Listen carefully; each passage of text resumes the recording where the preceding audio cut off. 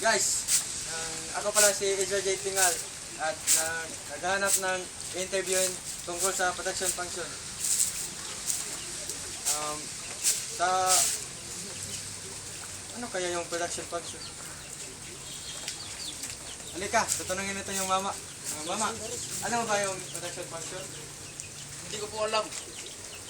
Ganun ba? Ano bang pangalan nyo? Arnold Amadiano eh. Ano?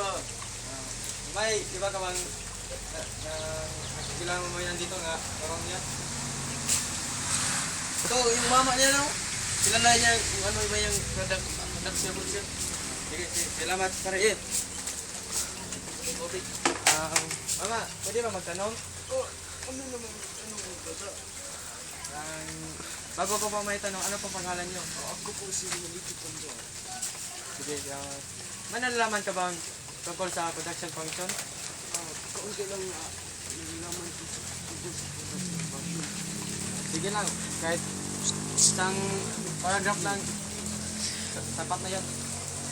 Ang production function, ito ay pagpalit sa clock sa input to output.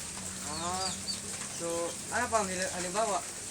Sa input, yung mga tila, yung mga hilaw na materials para gagawing output.